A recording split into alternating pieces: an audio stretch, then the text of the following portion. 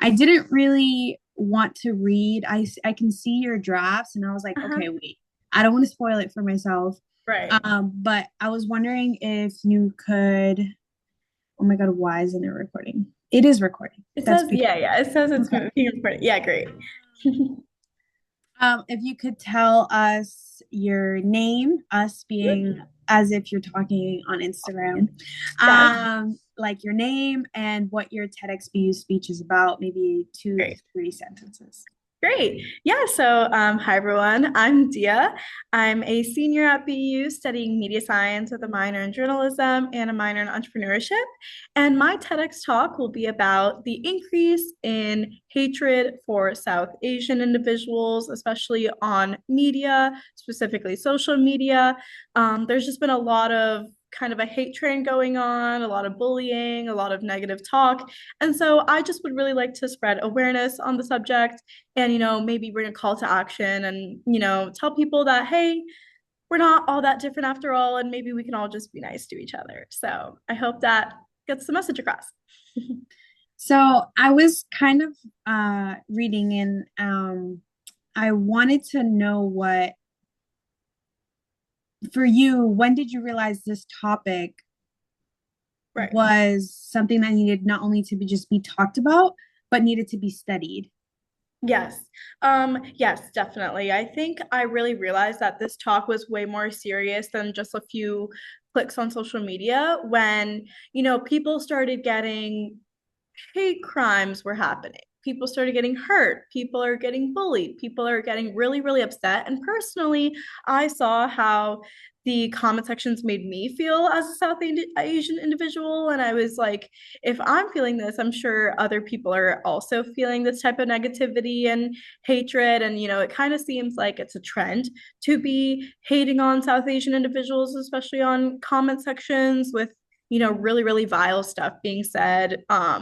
Just like, and all these comments have around like 30,000 likes and really, really just high amounts of engagement with this type of hatred commenting and just content in general. So I thought as a media science major, maybe I can go in with the Communication Research Center. They have a really, really good facility for this research. And I want to go in and do a focus group about some people that might have felt affected by this type of content. And also, I've been putting out a survey to my South Asian network, and I've been asking my South Asian network to send it to their network as well, so I can get a broader outlook. And just especially as an Indian American, I would love to get an insight from different South Asian individuals. So maybe Pakistani people, Nepali people, people from Bhutan, who knows? Um, Especially just like me coming from an American perspective, I really wanted to find people that might have an international perspective as well. And so I just really wanted to get some voices together, get some research done, and find out what is actually really being said and what we can do to combat it. I love that. I love research. Yeah. I love this topic. Yeah. And I want to get into how that process was of Yeah. gathering data, especially the Mhm. survey, and what, I mean, I don't want to give it away the results, but did you find Mhm. it difficult to have people admit or want to talk about racism they've experienced, or a question like, was that racist or was it, like what has Right. that been like in a survey?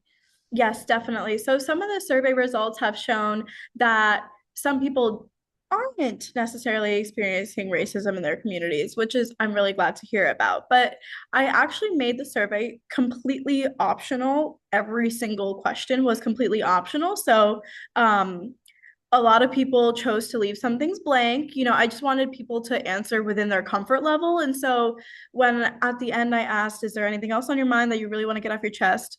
Almost 90% of people left that blank. And so I think overall there was a sentiment of this is kind of uncomfortable to be speaking on.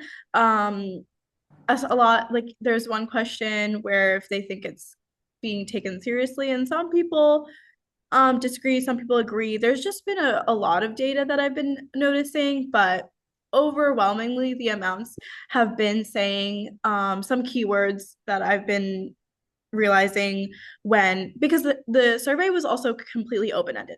So some people have been saying words such as like unhygienic or dirty or nerdy have been coming out in media, and that's what those were some of the words that I've been seeing for them to define their experiences in media. And I think I just really want to shed some light on these negative words that are being come out, and especially like everyone that has answered, those were the words that they were saying. So yeah, I think people have definitely been also very um potentially looking inward with this racism, and there will be a section of my talk that discusses maybe internalized racism and how maybe I've experienced it too, and how to go about that. So it's definitely, there's a lot of points, so it's been really complex to be able to put it all in 10 minutes, so it's a lot. Yes.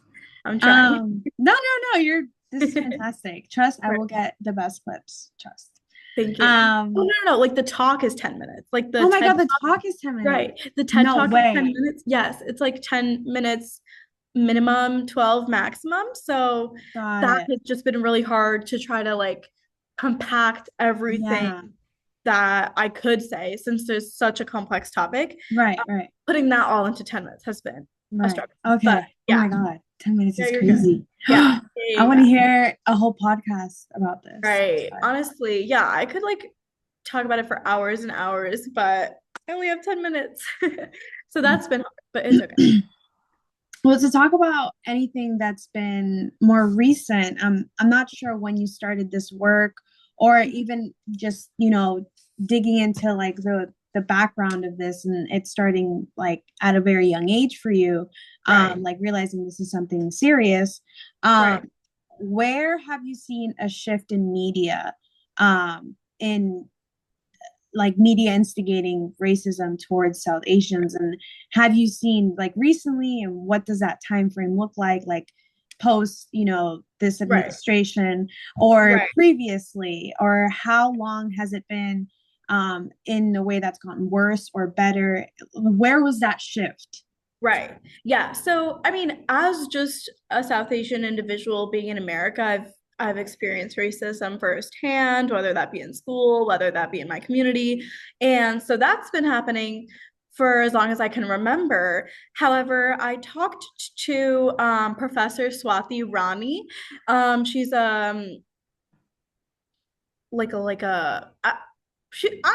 actually, I have to find out what type of professor she is, but she's a professor in the Yaki Center.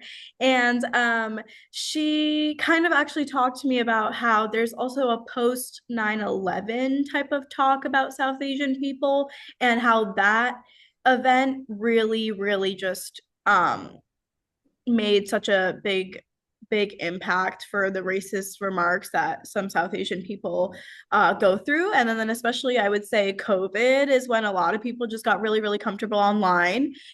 People really, really thought that we would never really be back in the real world or experiencing real people in real time. So people have become very, very comfortable on social media and comment sections, hiding behind a screen, being a different persona that they are not like in real life. And definitely COVID is when I saw a lot of hate, especially like just like there was like a lot of Asian hate going on. So that was just like overall such a big bubble of hate. And I think like, with content coming out ever so rapidly since COVID, because TikTok is booming now and stuff like that, it's just so easy to find um, hate and negativity on comment sections and toxic type of rhetoric. So I think COVID was really, really such a big impact on that. And I think we haven't strayed away from that, where people realize, oh, we're actually back in the real world. And, we're not only living in comment sections anymore. And there are real people that are experiencing real lives.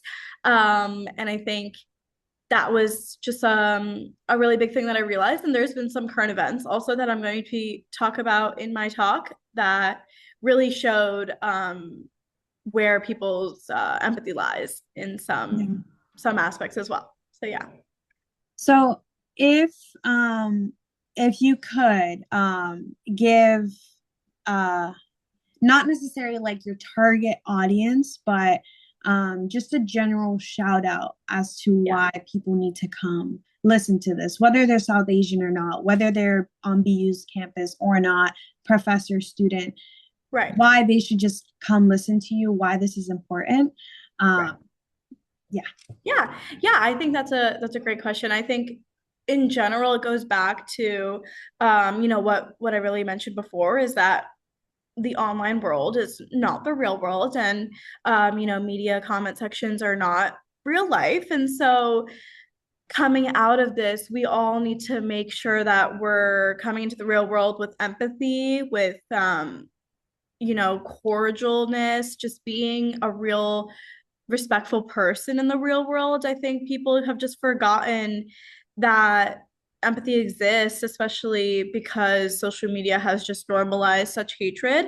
And I think it's just really important for all of us to take a step back and look outside of your phone for 1 second and maybe see that someone in front of you might need help or might need some support. And I think that was just my main concern is like, even if you're not South Asian, even if this doesn't affect you, what are these hate trains with this, maybe this administration, this anti-immigration discussions that are going on? What does all of this mean on media, and what can we do about it? And how can we grow from it and get bigger from it? And just to make a little shout out, hopefully I can use it. Yeah. Do you know the date and time so that people can come and watch you? Yes, yes. The talk will be occurring at the Howard Thurman Center, which is 808 Com Ave, on April 4th at 12:30 p.m. And that's a Saturday. So hopefully you're free. And I would love to have you join. Hey, okay, perfect, perfect. We did that. Okay. Whew. Hey, that Okay. was great. Is there anything else you want to, I don't know, Shout out. shout out Yeah. or anything? I alongside Professor Swati Rani, I wanted to shout out Professor Danahy from the she's like okay now cut that and like restart. Shout out to Professor Ann Danahy. She's one of my media science major professors, and she was really really helpful with getting involved with the research center. And I know Dr. Amazine is also very involved in the research center as well, so it was great to talk to both of them. And then also talking to Professor Tracy Hong has been very very supportive, and she's been a mentor for me for the past like 3 years. So shout out to all the professors that have supported me throughout this journey. And I'm That's very excited. beautiful. Yes. Yay. Okay. Yeah. Okay. That was, I think, 15 minutes, not even 14 Yes. minutes.